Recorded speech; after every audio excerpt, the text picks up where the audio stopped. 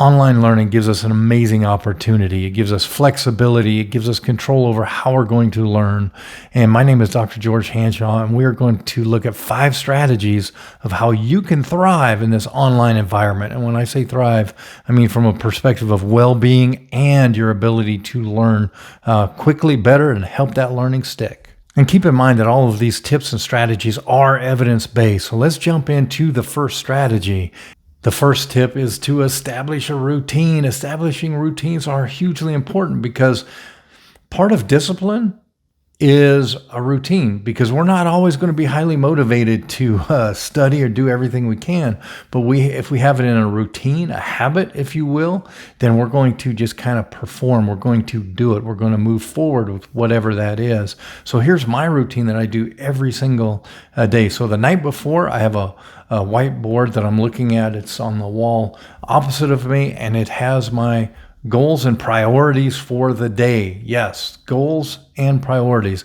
And then priorities are important because I'll have them priority 1A, priority 1B.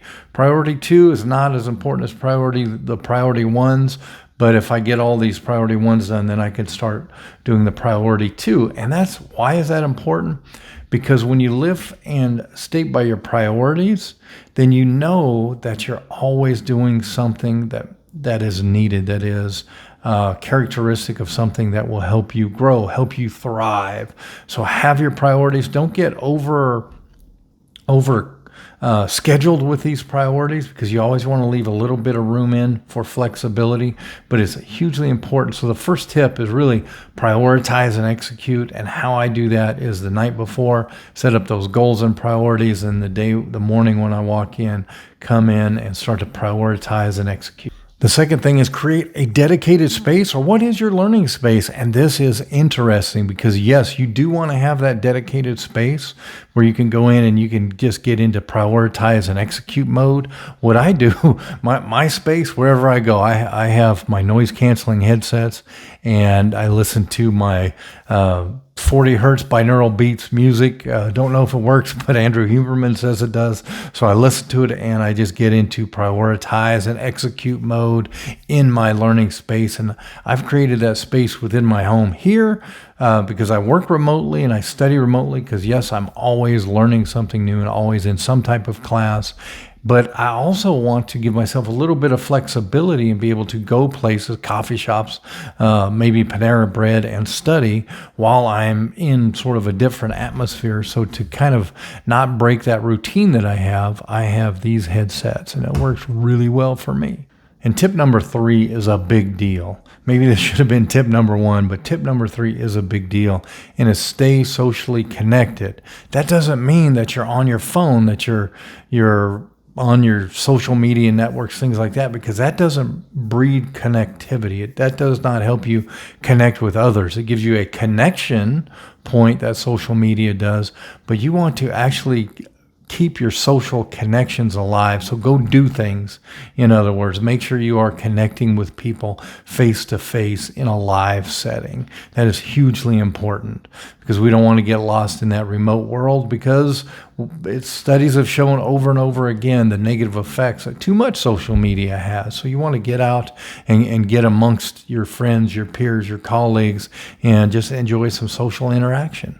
And tip number 4, believe it or not, physical health. So during the day, get up, move. What do? First thing in the morning before I even work, I get up a little bit early prior to having to work, and I go for a walk around the block. It's a 1-mile walk, and I take that walk, or if it's like today, bad weather, then I will drive to the gym, which is very close, have a good workout there. So get physically active. And then throughout the day, when you notice that your prioritize and execute is kind of going down, which it happens to all of us, we lose our focus, right?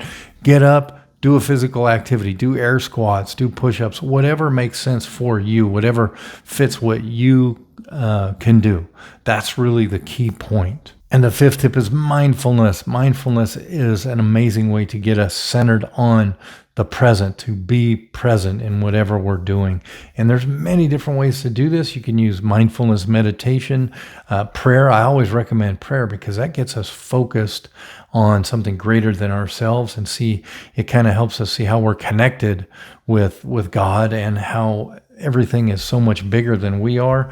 And that gives us right perspective as we get into the day and we see how we fit. So by working our priorities and executing on our priorities, we see a better way of how we fit. So when we see our fit to the bigger picture, we're more likely to be mindful and present in that moment. So we give our absolutely best, even when we don't feel like giving our absolute best. And that's kind of the big thing, because it comes down to our discipline of, I'm prioritizing, executing. I've set my goals. I've gone through my mindfulness meditation or my prayer this morning. And you know what? I woke up not really feeling like wanting to study or wanting to do whatever it may be. But now that I'm centered and I see how I'm connected to a larger picture, you know what? My habits are going to kick in and I'm going to do exactly what I need to do. And I'm going to thrive within this online environment. So big kudos and cheers to you for learning in the online environment. And hopefully you're thriving as well. Have a wonderful week.